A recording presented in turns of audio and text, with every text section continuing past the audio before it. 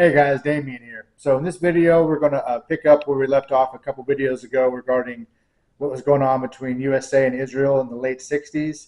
And we're going to start with that regarding what was going on in the 70s with Israel and America and Lebanon.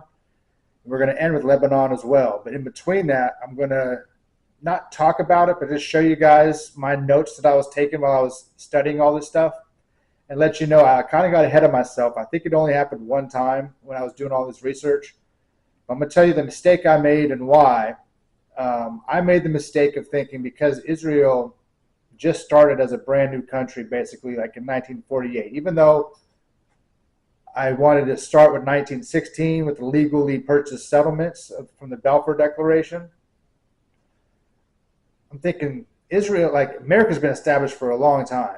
And we got the CIA, like I can understand us having the CIA, Russia having the KGB, but like Israel having the Mossad and the Mossad being comparable with the CIA, being comparable with the KGB, to me, I was like, that didn't seem right.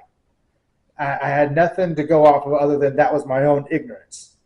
So because of that, I started researching some stories regarding the Mossad and the KGB, and I'm going to show you guys those stories here, but they don't really have anything to do with the other stuff I've been talking about.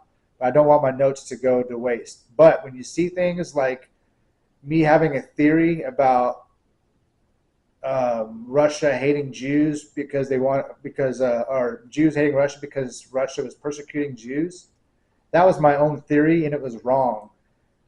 Turns out Russia actually valued the Jews, and they did not want them going to Israel because they wanted to use the Jews for their brains and like for their labor, like for the brain aspect of the Jews, and also for the labor aspect of the Jews. So that kind of surprised me, but that's what I ended up learning later on. So spoiler alert. So when you see that, don't think that there's a theory about Russia hates Jews. I don't want to spread misinformation. That was my own theory, and it got debunked.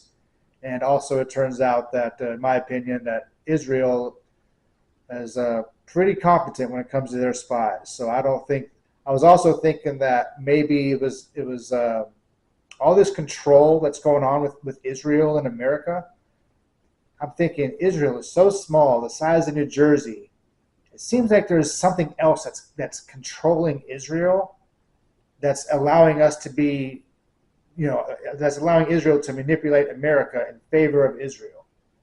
So I was thinking at the time, okay, maybe Russia is trying to use Israel and America against each other to maybe have America supply Israel to waste America's money economically with the foreign aid. Israel's going to be killing their own people with wars.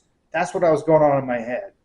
So just to explain where that theory was about Russia hating Jews and all that stuff, Russia doesn't hate Jews, so don't go along with that theory. I'm sure some of them do, but not everybody does. And you shouldn't, by the way. You should not hate Jews. I don't hate them, and neither should you. Okay? Here's some notes, and we're going to start with Lebanon and end with Lebanon. 1978, the Secretary of State finds Israel that Israel may have violated the U.S. law by using U.S. supplied weapons that was restricted for self-defense when they invaded Lebanon, they being Israel. So in 1978, Israel's invading Lebanon using U.S. weapons, and they're not supposed to. 1979, right after that, says, you know what? We're going to quadruple your military aid, give you $4 billion as part of the Egyptian-Israeli peace treaty, and help Israel build sophisticated new $1.1 million air bases. And right after that, 1979, later on, the Secretary of State again finds Israel may have violated the U.S. law regarding weapon raids into Lebanon. The rest of this stuff is just, you can read it for, if you want to pause the screen to read the notes, you can. But again, this stuff on KGB was pretty much my own theory.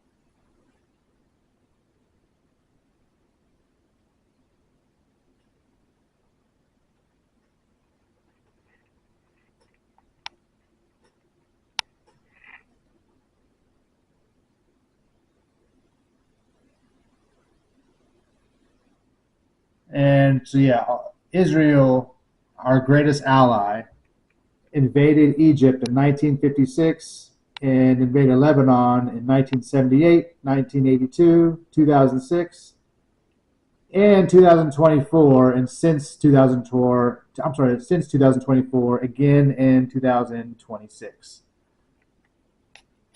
More. Sorry, this video, I'm going to admit, totally was boring, but hopefully a little bit informative. Give you some context about Lebanon and how much Israel's been invading them throughout the past decades using U.S. military when they're not supposed to. So, anyways, more on Israel and my quests to make it make sense in terms of why we always give them foreign aid no matter who's president. Hope you guys are doing well. And also remember, unity.